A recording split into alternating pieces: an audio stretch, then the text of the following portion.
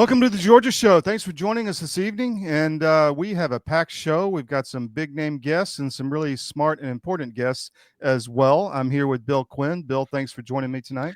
You bet. You bet. We do indeed have a show jam-packed to the rafters. We do. We're going to have Colonel Douglas MacGregor is going to talk to us about the world. We got Brent Beecham, who is going to enlighten us on real estate in Georgia and in Atlanta specifically. He's a developer on the commercial side, but knows a lot about the markets, the interest rates, etc. And I'm looking forward to talk to Brent. He's a classmate of mine, known him for a long time. And he's always got something smart to say. So, Bill, and you got some things you want to discuss as well, right? I've got a couple things nationally going on, and I've got a couple things in Georgia, and we'll probably kick off with those, and then get on to to our important guest. Excellent. Well, I'm going to turn it over to you. Let's get going.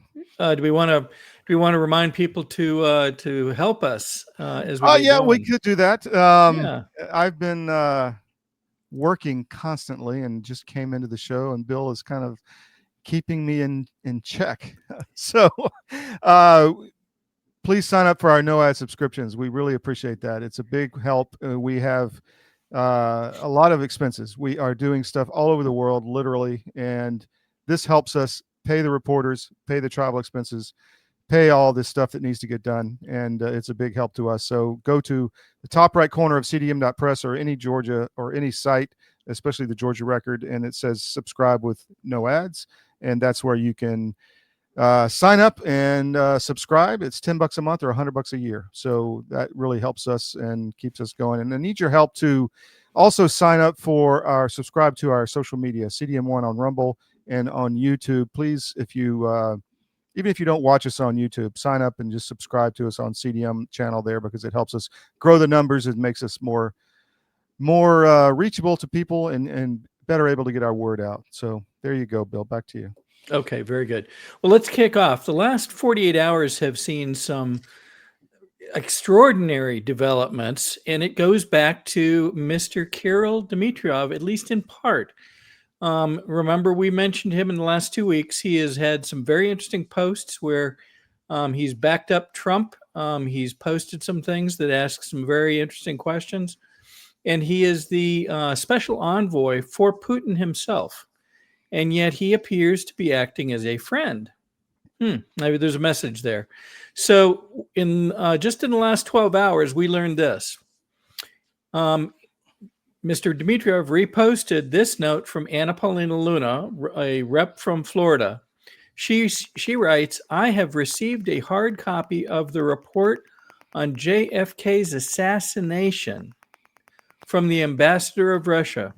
A team of experts is en route to my office in the morning to begin translation and a review of the documents. We will be uploading as soon as we can." Then we see this, and this is from the Russian embassy in the USA, stating that a pre-copy of the archived documents related to John F. Kennedy's assassination will also be published in Russia in November. So we're getting, Anna Paulina Luna is getting we'll call it an early copy. And this is not just notes. This is a 350-page collection of documents that we will learn, or you'll see in a following post, that were actually brought to the U.S. and they attempted to deliver this to U.S. government officials back during JFK's funeral. Yeah. Where did they go? Well, we don't know yet.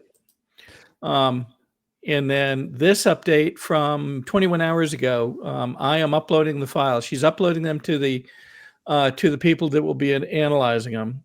There are no redactions from what I can see. Now, she is using an outside media agency to do one translation. They have what they term are expert Russian translators. They will also attempt, I believe, to prioritize the documents to be able to make sense. So we're not just looking at a stack of information. And I believe this may move fairly quickly. We certainly hope so. But it is fascinating that this is happening. That is fascinating. And it's interesting that Russia is going to publish them themselves after they give them to us. And because now they can't redact it, right? Because it's going to be That's right. published. Right. Now consider this for a minute. One of the questions, and we won't belabor this, but one of the questions posed by Mr. Dimitrov after coming here to the U.S. Recently, he went back and then as part of his posts, he posted one that seemed to ask the question, what if POTUS is working in concert with other people like Putin and maybe more? And now we see this happen. And even the Russian embassy appears to be cooperating. What are we going to learn about this? I think it's well worth it to keep our minds open and pay close attention to what's going on, because I think it's going to be very interesting. We will probably have more on this literally within the next 24, 72 hours is my gut. Wow. That's a big one. It is. It is. And isn't it interesting that Trump ordered that the JFK, the RFK Jr. files and the MLK files all be released? And yet, what have we actually seen? Very little. Very little. And it begs the question, wait a minute, are we actually getting the things that we need, but we're not even getting them from our own government? Is that a message in and of itself? I was just thinking that, Bill, like maybe maybe this is coordinated. You could see that. If you really want to go down the rabbit hole, you could say, well, if Trump can't do it himself, he's asking someone else to do it. It's possible. Isn't that interesting? Trump, glad you brought Trump up. Just literally within the last hour or so, Trump made a very interesting statement that relates directly to here in Georgia. And I want to preface this by reporting that over the course of the last 2 years, and I've mentioned this before, but I want to reiterate it. People have come to me and they've asked, because they know that I get updates from the White House and so forth. They have asked, how do we get in touch with Trump? How do we tell him what's going on? And my answer pretty consistently has been, if you don't trust that Trump knows what's going on in Georgia, then I don't think you're looking closely enough. I think he knows a lot about what's going on here in Georgia. Listen to this from just in the last couple hours. Okay, I won it very big the last time, and I won it big the first time, and I won it big the second time, but we had criminals that didn't allow. I mean, I hope they're going to go into that. I hope they go into the votes which are being stored in Fulton County and take a real look at those votes, okay? Because I won it the second time, too. Criminals, I want to look at those ballots in Fulton County. Now, do you believe that he does not understand what we have faced here in Georgia for these last 4 years? I believe he does. So there is that. Now, third piece, and we'll move on to your topics. I had reported in our last show that there was an upcoming state committee meeting of the Georgia GOP that occurred on Monday afternoon and into the evening. It was actually over 2.5 hours long. There was a lot of time used, unfortunately, just in doing roll call. There was a lot of discussion around certain topics. There was a report by the treasurer, report by the chairman, and a discussion of where the next state committee meeting would be held in 2 years from now. Well, seemed to have a lot of time for that. But despite one of the state committeemen asking for when would be appropriate to bring forward a motion regarding the Frosts, the people associated with the First Liberty building and loan scheme, if you will, the scheme that's been under investigation by the SEC. We are told the FBI and even the Secretary of State's office here in Georgia that apparently is charged with bilking up to and maybe beyond $140 million from folks. And that gentleman was, when he posed that question, when would it be appropriate to make a motion regarding these people? Because many in the state committee and beyond are questioning, why would these people be allowed to retain leadership positions in the Georgia GOP? He was told, well, it would be appropriate during the new business section to bring that up. So we start through the resolutions. There were a couple of resolutions that needed to be done away with. I won't belabor it at the moment, but one seemed to infringe on First Amendment rights of free speech and so forth. Another seemed to be similar, and really didn't seem to be well considered.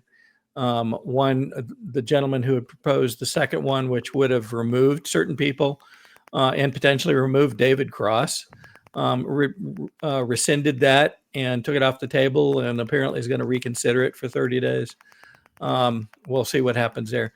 But in any case, we get. Let me just jump in there, and I'm not going to put it up on the screen, but there's a lot of smoke on Twitter. I need to verify it first, so I don't want to put it up yet. But there's some accusations that there's some threatening behavior by that gentleman toward the sheriff in that county. I've seen it. I did a little bit of research this afternoon, but I actually have deferred to report on that until we get more facts. I'm seeing several different posts. Yeah. I'm not saying it's wrong, but I want to be able to get data so that I can explain exactly what was said and by who and to whom. So I agree. So stand by. Yep. For people who may want us to talk about that tonight, wait till next show. So here's the net of the ending of the state committee meeting. People had asked, one gentleman specifically had asked, when can I make a motion regarding this and regarding the beginning of the removal of these people from leadership positions? He was told by the chairman, well, you can bring that up during new business. Well, we get to the middle of these resolutions, and one of the folks from Perry, Georgia, I think, or near Perry, makes a motion to adjourn. And a number of people stepped up and said, whoa, we're not done yet. And Chairman McCune, rightly at that time, said, well, let's see if we can't get through this. Mm-hmm. And then about 2 minutes later, the same gentleman makes the same motion. And McCune says, yes, that would be in order. Everybody in favor say aye. And the call went tumultuous with some people trying to loudly say aye, but dozens trying to say, I object. No, don't do this. We have business to do. And stop the meeting. It adjourned before new business could be done. So before the discussion of what the steps might be and the precursors to removing the Frosts from leadership positions could start. Isn't that interesting? It's almost like they didn't want to get there. Not sure. Yeah. So we'll have probably more on that next time. I am told that people have very precise confirmations of who said what and so forth. We'll see if we can get into that if we need to later on in the next show. But that'll give you a sense of, why would folks that incented people from other parishes, from the Christian faith, and from retirees to invest so much. In many cases, these retirees, from what I understand, may have lost every piece of savings that they had. Yeah. And yet it's somehow people feel it's okay for them to be in leadership in the Georgia GOP. I don't know. I don't know what message that sends. I do know what message it sends, but I don't think it's a good one. Let's put it that way. So back to you, Todd. Okay. So, back when I was in the financial business, some wise old gentleman told me once, you don't want to take advice from anyone unless they've seen some really bad markets. And my friend Brent Beecham has been through a lot of bad markets and has been extremely successful. And I want to bring him in and talk about what's happening in the Atlanta real estate market. Brent, thanks for coming on, man. Really appreciate it. Good evening. So I wanted to get you on because you have a good insight into interest rates, into Atlanta. You're, from this area. You've built a very successful business in Atlanta in the real estate commercial side. What's going on in the markets? What do you see right now as far as, is there an overhang? Is it, what's happening? Yeah, so in the commercial real estate market, there is a bunch of properties that had lost value, which was based on occupancy rates and whatnot, that reset the values sometimes 50% of the pre-bust market. Mm-hmm. And so that kind of set up these situations where you had banks that had loaned out more than 100% of the reappraised value, and these loans were coming due, and one by one they're having to be taken care of. The good news is that the banks seem to have been more cooperative than they were in 2008 when they were incented by the government to actually cause the defaults in order to basically transfer a bunch of money from the taxpayers to the banks to make them whole and to prevent a breakup of the large banks, which they need. So this time around, rather than just running to foreclose on properties, they've done what they could to continue to kind of reset the values. I know some deals here in Atlanta where the banks took a bit of a haircut, and the good news is it did reset some values of older properties that in fact need to be upgraded and rehabbed and get people back in the office. So that's one set of problems that we've had. The second is that the amount of construction going on has slowed quite a bit because of interest rates that have been extremely high. We're going through ourselves right now a refinance with one of our properties, and we're anticipating the rates to come down, and we've been able to negotiate some pretty good rates with the bank, but they're all now based on a SOFR is what everybody used to tie it to some other treasury rates and that kind of thing. But basically right now, construction is kind of slowed a bit unless you're a cash developer like we're very cash heavy right now through our investor, and we've been able to press through and to push other projects. The third kind of thing that's going on is government interference in private development. You have a lot of cities across the state, and particularly here in the greater Atlanta area, where you have sort of an anti-development feeling in some cases that prevents developers from again, it's not all about the developers. Obviously, citizens want to know what's going on and have some say. But last time I checked, property rights are one of the most important fundamental parts of our system, our republic, and our Constitution. So it's all based on rights of the property holders, and so that's been a holdup. It's taking somewhere between a year and 2 years to go from acquisition of a property to get to a permit. And that's through rezonings and all kinds of things. So, it's been pretty tough in the commercial market. And of course, the residential real estate market is even more troubled in that you had it's maybe 6 or 8 year period where no construction happened, but the growth of American population required about another 750,000 homes a year just to keep up with demand. So we've fallen behind about 4 million homes across America, just in demand that was a backlog from the 2008 bust. So was a lot of that migrants, or that's kind of no? Okay. No, I think that's just natural growth is, like Atlanta, we used to build somewhere about 60,000 new homes a year in the Atlanta market. And we had a lot of people relocating here. So we're about 4 million houses behind in the supply. But the problem is now you have interest rates that are high. So new construction doesn't happen because they have uncertainty in who they can sell the home to.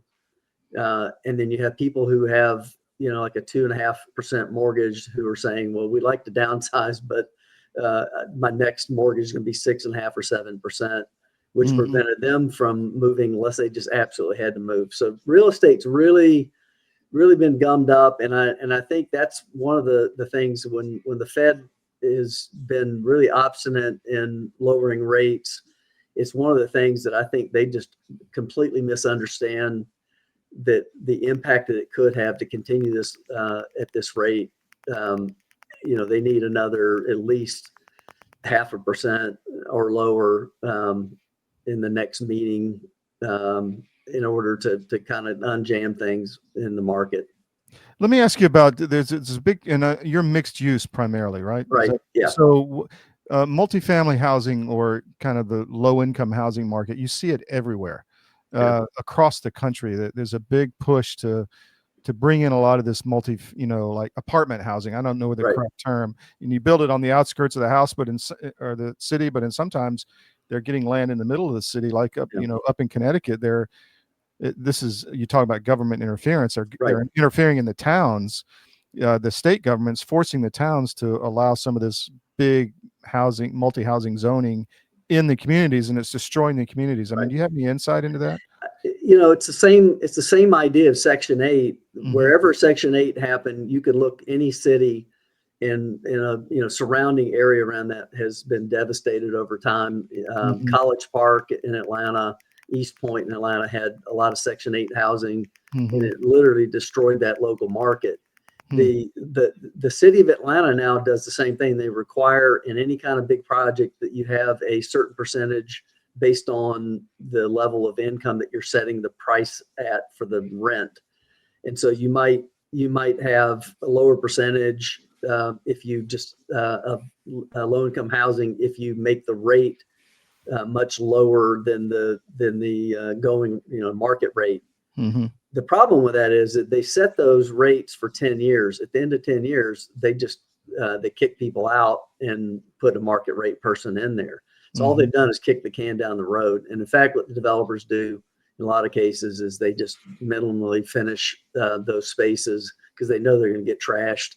And then at the end of 10 years, they replace all the trim, the cabinets, the hardwood floors, et cetera, and then begin to market those at a market rate.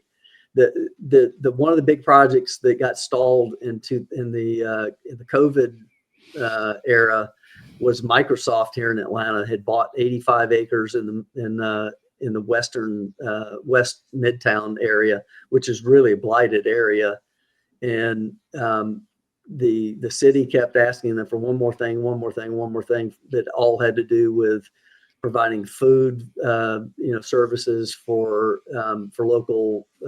They considered a food desert, so they wanted, grocery stores. They wanted, and Microsoft's like, well, we're not in the business of doing that, but they played along for a while. And when things got hairy with the real estate market in 2020, 2021, they just pulled the plug on the deal. Atlanta could have had a Microsoft headquarters. It would have been, I think, the third largest headquarters in the U.S. for Microsoft, and they blew it because they kept asking for one more thing. Interesting. So I titled on social media this show, "Is it time to buy a house in Georgia? I mean, or in Atlanta?" What do you think? For, let's say, you're 35, you never bought a home, you're a professional, you got a down payment saved up, you can probably afford it. Is it time to buy, or would you hold on? I think the time to buy is now, as dumb as that may sound, because if the interest rates go down and let's say we get mortgage rates at 5.5, the prices, because demand will go up, the prices will go up, at least in the near term, until builders start building again, and then that'll kind of resettle out. But any kind of good inventory right now is getting snapped up by cash buyers. And so my son's 35 when he bought his first house. It used to be 28, I think, was the median age for first home, and now it's like 35 or older. And he had to way overpay for his house, and he's paying 7% interest, and he's just waiting for the interest rates to go down so he can refinance. That's a smart move, because that same house in a really strong market would have maybe been $50,000 or $100,000 more than he paid for it. And then no matter what the rate was going to be at that lower rate, you're still paying higher payment because the base price was higher. Interesting. Bill, you got any questions? I do. So one of the dynamics that, and I've seen because we've watched carefully, especially up here in the burbs, if you will, in Forsyth County and neighboring counties, there's been this sort of unnatural trend to see homes sold to corporations from the get-go at, I'll call it almost any price. In other words, some of the largest, most expensive sales in the neighborhoods around the south end of Forsyth have been to BlackRock and subsidiaries or associated companies like BlackRock who are cash rich. They go in, they make a quick offer. They don't really, it doesn't sound like they do much negotiation, but they make it so it's a fast closing, and take over the property. And next thing you know, you've got a renter where you've had home ownership in the past. And that isn't a small problem up here. We were seeing a lot more very quickly. It seems to have slowed. What's your impression of where that's going to go as the rest of these dynamics that you're discussing begin to evolve as interest rates lower and so forth? Yeah, so those big corporations like that, they may seem like they are controlling a huge part of the market, but as I said before, we're building, say, 40 or 50,000 houses per year. That's new homes being built in a normal market in Atlanta. So they can't buy up that many. What they're doing and what they did in the downturn in 2008 was they bought up properties all over the place. And what they found was that management of that property is extremely difficult. You got one house in one neighborhood, and the next house is 3 neighborhoods over, and you're getting service calls all the time, and so you can't really, like in a multifamily situation, you can take care of, with one guy, take care of a whole neighborhood, right? Mm-hmm. So that's where they've moved now to what they call single family for rent, and what they're doing is they're building neighborhoods that are for rent from day one. So they control the entire subdivision. I don't see that necessarily as a bad thing. I'm no fan of BlackRock or any of those guys, but the people who are building single family for rent are providing a single family situation in a neighborhood, as opposed to being in an apartment, which most places you were renting were, like an apartment complex. Mm-hmm. And again, with the lack of affordable housing and lack of ability to get a mortgage rate that allows you to be able to afford that home, has then left them with the situation either they gotta live in an apartment complex, or in this case they could go to a single family home. At least they're in a single family neighborhood, where there's other families there, and they're probably going to rent there for 2 or 3 years. It's pretty stable, as opposed to an apartment complex. But and the same thing happened with multifamily. There was a big lawsuit about them colluding with each other.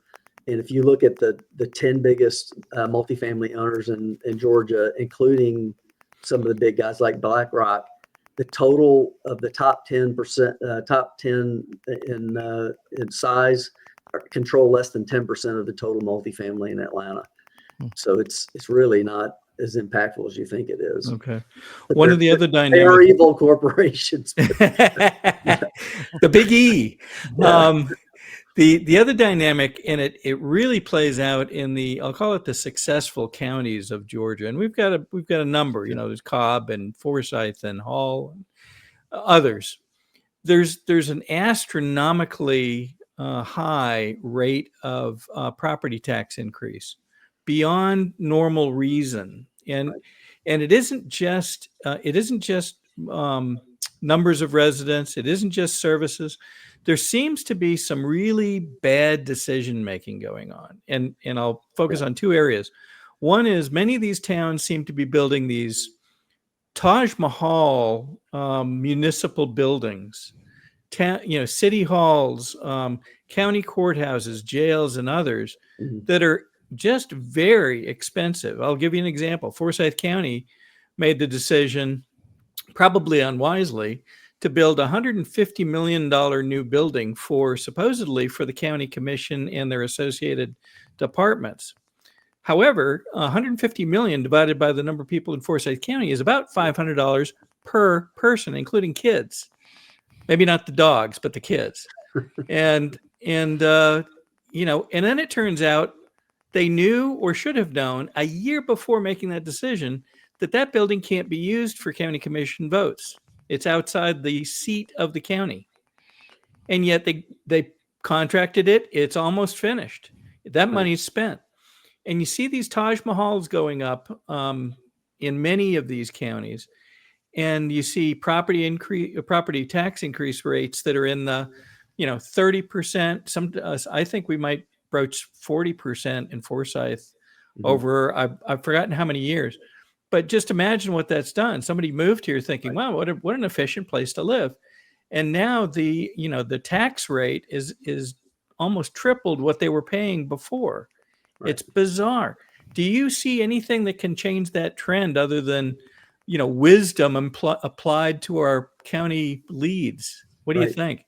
Well, so for primary residents, Georgia passed a law that says that as your homestead exemption home, that they cannot raise that rate. I believe it's either the lower of inflation or 3%. So even if they assess your value of your property, like mine went up 40% this year, but I'm not paying any more in taxes right now.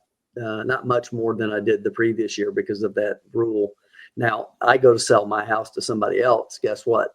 Property tax I paid, say it's $4,600. It's going to jump to probably $9,000.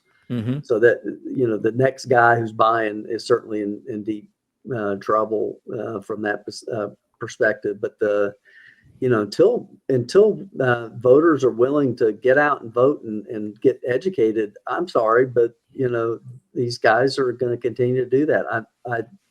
The boondoggles that I see in Fulton County, the boondoggles you see in Forsyth County and others, there's a lot of now social media is obviously kind of helped get people informed. I see Johns Creek's fighting over Performing Arts Center building that's some tens of millions of dollars, and people are wondering why we're doing that, and it forced the mayor to go to a referendum.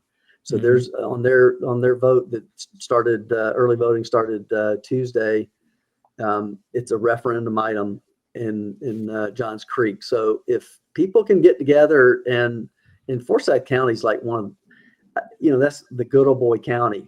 And the people who are in charge there are the same ones that have been in charge for the last 50 years.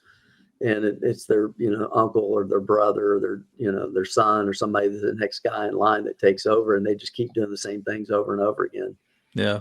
But people have just got to get informed. And we just all sit around, griping about taxes and then we don't do anything about it. I will tell you, I've run into something just recently in Alpharetta, and I don't want to give up one night a month to serve on a committee in Alpharetta.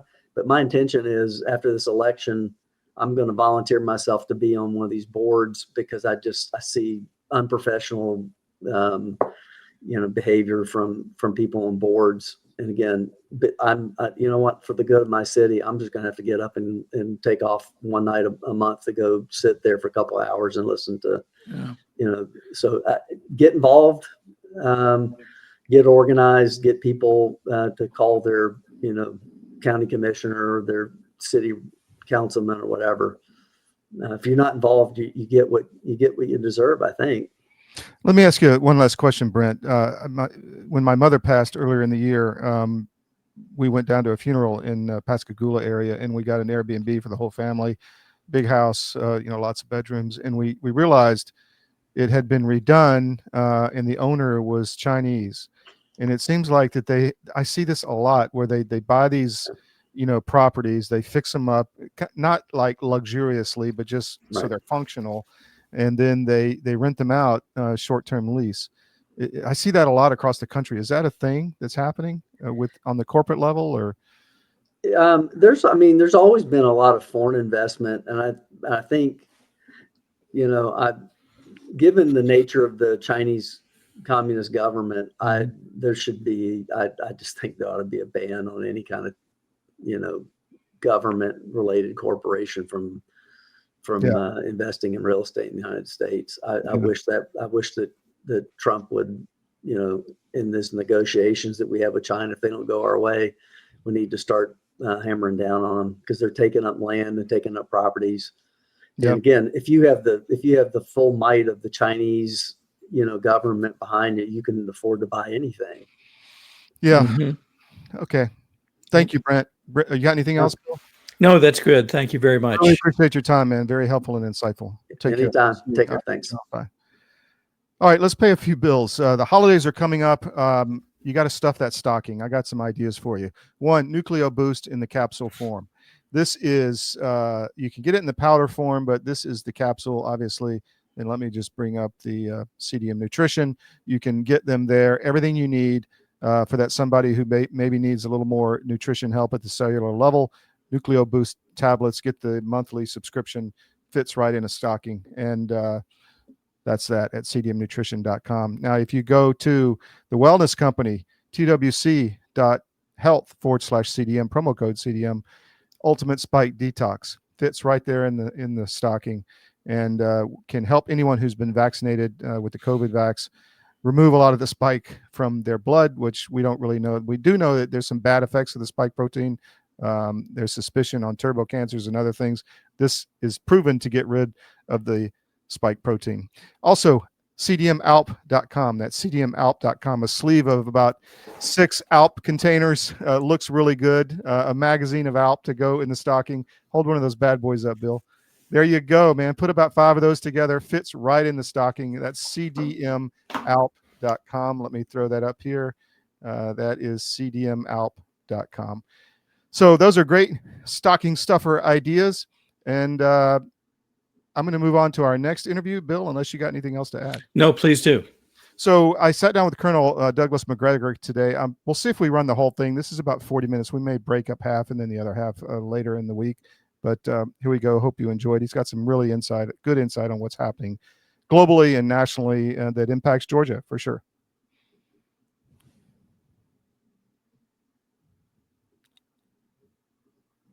Well, you made it. Look, there's a lot I want to talk to you about, but this morning they came out with a former Ukrainian official who's corrupt. I've done some research on him, saying it's now time for the new Ukraine. We're going to bring in Indians and Africans and Pakistanis, and the new Ukraine is coming. And it's obvious to me this has been about killing all the Christian Slavs. What say you? I think it's hard to make a counter argument. Yeah. It's not just Slavic Christians. This is part of the larger globalist plan to destroy Europeans in general and white people, at large. Yeah. And this is not a new development. You've got to go all the way back to the Frankfurt School.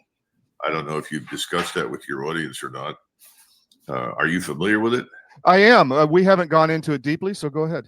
No, well, I was just going to point out that if you Google Frankfurt School, I'm talking to the audience now, and be specific, use the German spelling, but when you get there, there'll probably be several different ones. But the truth is that this was a group of people that today I think we call cultural Marxists, or simply Trotskyite Bolsheviks, whatever you like. And they cooked up this notion that the way to make Europe a better place for them in terms of their ideological preferences was to bring in as many people from the Middle East, North Africa, Central Africa as they could. And eventually what they would do is eliminate us racially, outbreed all of the people that are white and replace them with some mix, which they were comfortable they could then govern. They wouldn't encounter much resistance to any of the dumb ideas they might come up with. Well, this is sort of being resurrected, repackaged, and presented to us as globalism. And this globalist movement has been well underway and in great strength since, I would argue, certainly the latest 2015 with the mass migrations into Europe. Yeah. Of course, this was Joe Biden and his contemporaries, his friends on, we say the left, I don't know what you'd call it, but obviously that's why we opened our borders and invited large numbers of people in that were not like us, that didn't share our culture, our values, our history, our experience. And it's had a damaging impact on us. And of course, as soon as you bring this up, you're immediately tarred as a racist or something else, which my answer is, well, that's fine, because it appears that the most racially conscious people are not white. Yeah.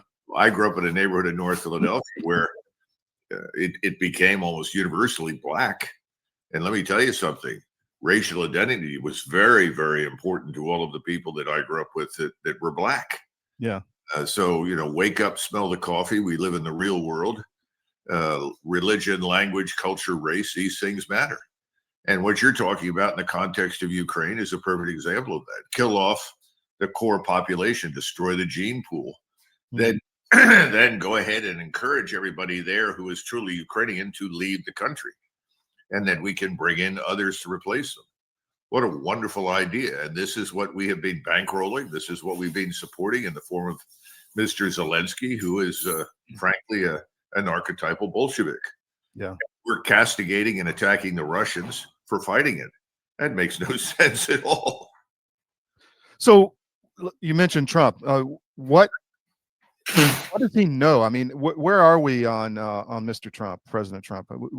He's enabling a lot of this. He says a good game, but he's still funding the war. He had Pashinyan in the White House today. He just recently 6 apostolic priests in Armenia. They're attacking the church in Armenia, attacking the church in Ukraine, in Romania. What about the White House? Where are they on this? Well, the White House is full of globalists. Maybe they call themselves neocons as opposed to globalists, but frankly, that's what's running the show. And their only concern at this point, as far as I can tell, is the survival of Israel. They certainly don't seem to be terribly involved with the survival of the United States or the American people. My assessment of President Trump, who, by the way, I like personally, very nice person. When you meet him in private, you encounter a very different personality from the one you see on the stage. Yeah. But I think he's somebody that operates in two distinct directions. One is optics. If it looks good, if it sounds good, if it advances me personally and whatever I think my agenda is, then it must be good. So he loves the stage. He loves standing in front of the American flag like George C. Scott and haranguing an audience of men in uniform. He loves that. That's wonderful.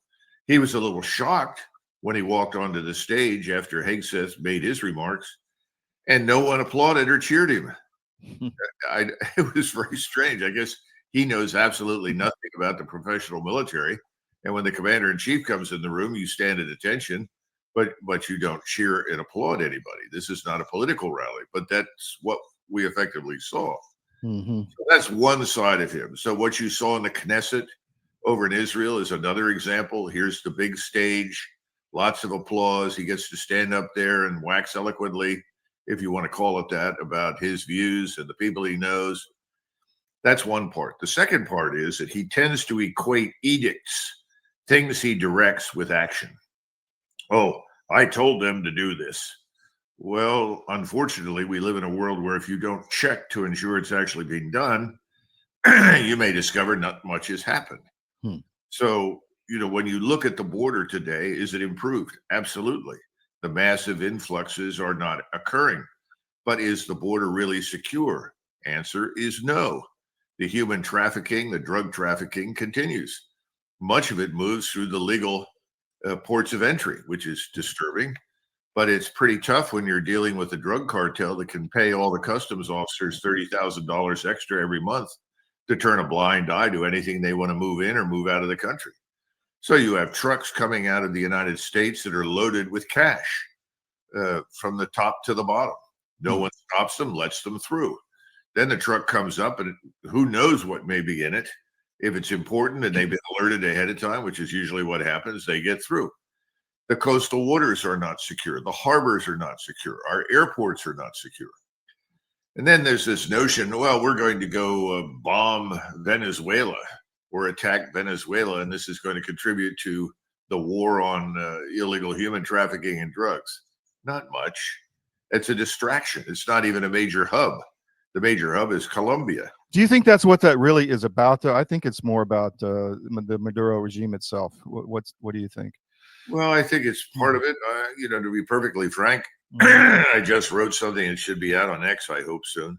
It tries to explain that this appears to be about resources, yes, oil and natural gas. And Maduro is not a fool. Whether you like him or not, doesn't matter. He went, I guess, to the U.S. government or sent his representatives and said, rather than invade us and execute this regime change operation, which is another Trotskyite, international Bolshevism product, He said, why not take a major stake in our oil and gas industries? Well, I think that's a great solution. I mean, first of all, as an American, I don't want to rule people in Venezuela. So I don't want to take the place over. That's just a nightmare. There are 30 million people down there. You have a 1,700-mile coastline. The border with Brazil is 1,379 miles long. The border with Colombia is 1,380 miles long. You really want to make yourself responsible for that? That's insane. Why not do business with these people? Well, now you're back to the regime change operation. It's this scorched earth notion. We dress it up and say, you have to be a liberal Democrat like us. But there's no evidence for that because Zelensky is effectively a Stalinist. Yeah. He's running the country as though he were Stalin. That doesn't seem to bother anybody in Washington, or at least the people in charge. Look at our friend Netanyahu. He's effectively a dictator. You know, he's beating down anybody in the Israeli population that doesn't like what he's doing. That doesn't even begin to address what he's doing to the rest of the people in the region. But my point is, that's all nonsense. This is about power. This is about, I think, they think restoring some prosperity to the American economy by acquiring other people's resources. I'm sure the bankers in New York City are delighted. The bankers in London are probably delighted. We failed in Russia. We failed with the regime change operation. We wanted to break up Russia, strip Russia of its resources, steal everything they have, and then dictate life to them. That's failed. Then we turned to the Middle East, and we've been trying to figure out a way to get control of Iran's oil and natural gas resources, partially because we want to keep it from reaching China. Of course, China is smarter than that and has built this one belt, one road, this overland transportation infrastructure with trains and trucks and automobiles that run from Central Asia all the way to Europe or down into Iran, or from Iran up into Central Asia. In other words, we're trying to control the resources, and have been now since the 90s, in a way that will apply a chokehold to China. Well, you can imagine the impact on the Chinese, just as you can imagine the impact on the Russians and the Iranians. All we've done now is split the world. We now have BRICS on one side, a new financial system emerging much more quickly than I think we ever anticipated, Todd. Yes, I know. And this system is going to be backed by gold. And the Chinese, who have plenty of gold, they've been buying it now for years. They're setting up vaults, one in Riyadh at the moment and another in Hong Kong. And I saw that too. Yeah. All the international exchange back and forth over borders is changing from dollars, in many cases, into yuan. So the Saudis are doing business with China in yuan. The Indians are doing business with the Chinese in yuan. I mean, everything is changing. The world is de-dollarizing. So effectively, Donald Trump is standing in a house that's burning down. And he's saying, don't worry about this. We have plenty of fire hoses and plenty of firemen. But the house is on fire. Well, I noticed that they immediately after that proposal went to D.C., they terminated negotiations with Venezuela. Which doesn't make any sense. I mean, avoiding war should be a guiding strategic imperative. Yeah. Anything you can do to avoid a conflict should be done. I mean, we criticize, or I don't, but a lot of people criticize the British Empire. But if you look at the British Empire, they actually practiced what I call economy of enemies. They would look at an entire country, an entire region, half the continent. They would say, well, who are the people that will do business with us? And who are the people that won't? Then they set out to make friends with all the people that will do business and isolate the ones who won't. But the last thing they did was attack anybody. That was the last resort. And they very rarely had to attack anybody, because once they isolated the one individual country or nation or tribe or clan or people that didn't want to do business, it was easy to close in on them and compel them to change their view. So the idea of using military power down in Latin America anyway is crazy. Everything in Latin America is blamed by everybody that lives in Latin America on us. It's sort of like the United States and China. You say, well, this is bad. And then somebody says, China. China's responsible. Oh yeah, China stole our manufacturing base. China's stealing IP. Well, as my Japanese and Korean friends with whom I've done business say to me, why did you let them into your laboratories? Exactly. Why are they in your universities? Why are we keeping them here? Yeah, exactly. Mm. And the Chinese have been thrown out of countries all over Asia. Yeah. The Vietnamese threw them out lock, stock, and barrel a few years ago. We are not being realistic, and that's because nobody really knows what the hell they're doing, I think. And so everything is impulse driven. And then you have a lot of people, these neocons or globalists around Donald Trump, they're saying, oh, this is a great idea, Mr. President. And in the meantime, they're cutting deals on the sideline, bringing hundreds of millions of dollars into their respective bank accounts. Yeah. It's not a good picture. Yeah. On that note, it played in the cold open. Mark Rutte at NATO, just a clown show of comments I thought came out this morning in the last few days. You know, Russia is weak. Russia is, you know, making fun of them. You know, the stupid MiG-31 jokes. I mean, what the hell's going on here? I mean, they want a global war, I guess. Is that what's going on?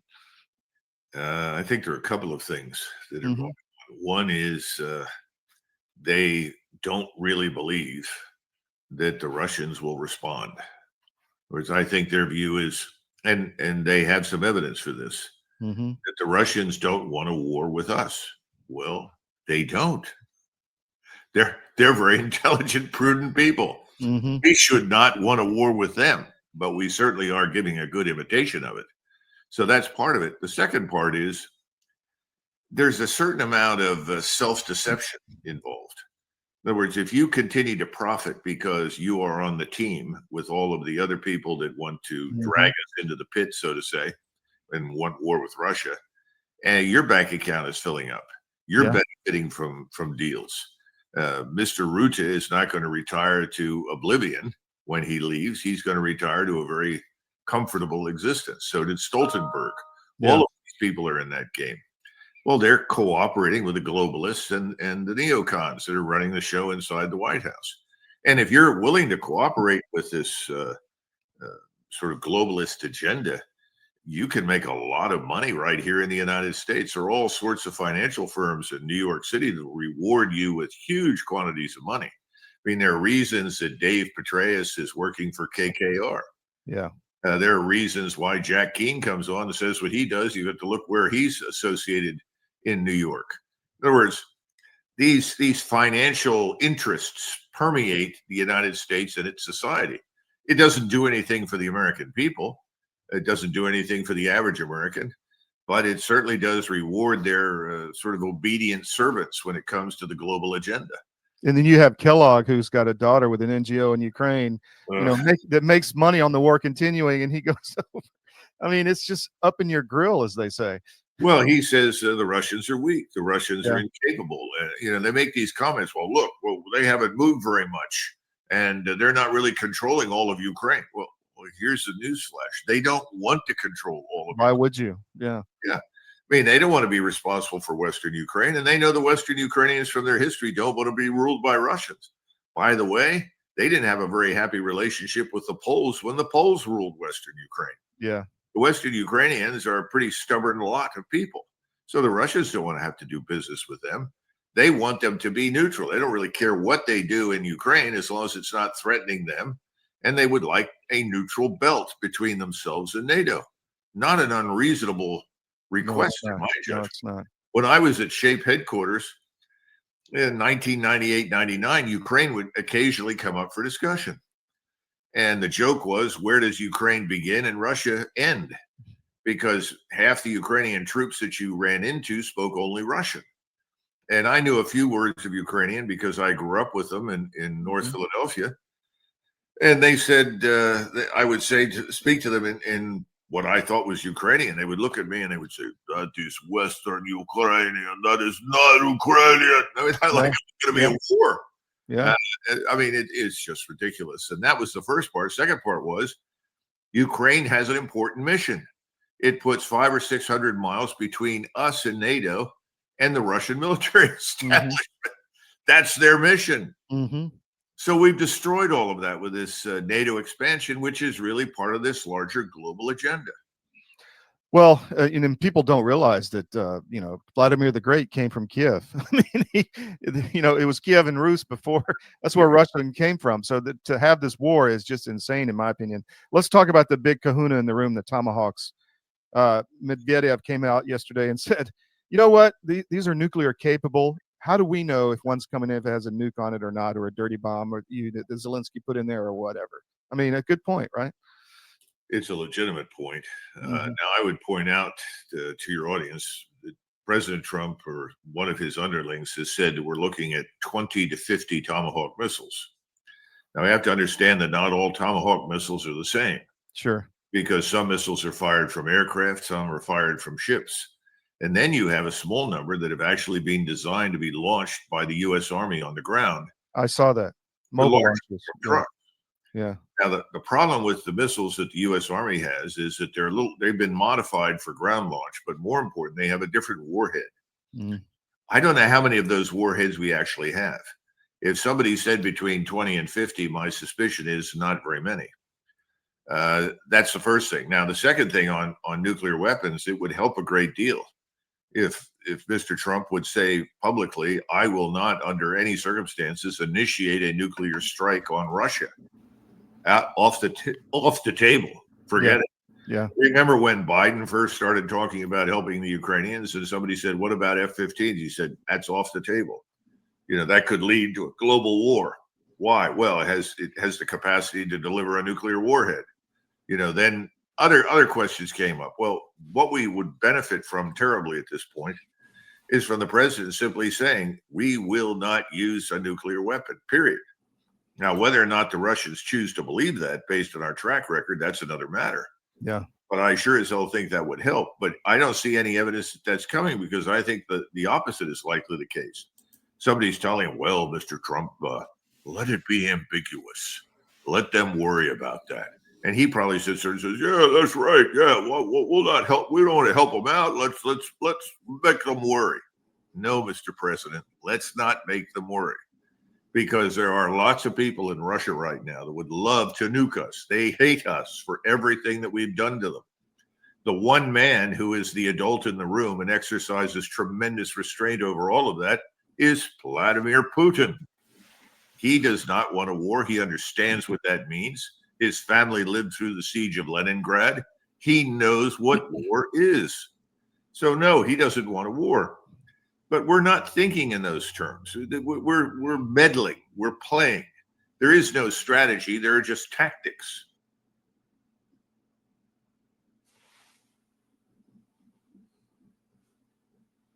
So, Bill, I'm going to cut it right there, and it's another 20 minutes in the interview. So we'll play it again later. That's a great interview. Yeah, it is. There's a lot to be said for what he was saying. So. You can find it.